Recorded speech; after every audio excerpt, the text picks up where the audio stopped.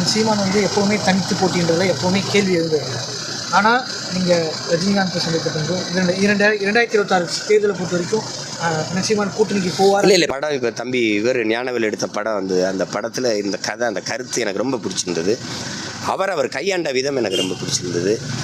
அவர் அந்த அதை பாராட்டும்போது சரி அதை நேரம் போய் ஒரு தடவை வாழ்த்து சொல்லிட்டு வருவோம்னு போனோம். அவர் என்ன கட்சி வச்சுருக்காரா, அவர் நாங்களும் கூட்டணி வைக்க அப்படிலாம் ஒன்றும் இல்லை. சந்திக்கும் போது தெரியுது அவர் ஒரு நல்ல இதயமுள்ள மனிதர்.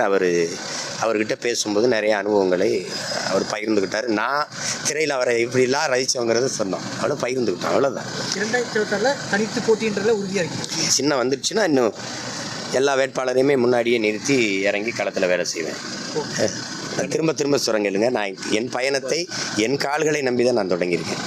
அடுத்தவர் கால்களை நம்பி என் பயணத்தை தொடங்க முடியாது. ஏன்னா என்னுடைய இலக்கை நோக்கி அவர் கால்கள் பயணிக்காது. அதனால் சந்திச்சேன்னு சொல்கிறேன், சந்திச்சுட்டு சொல்கிறேன்.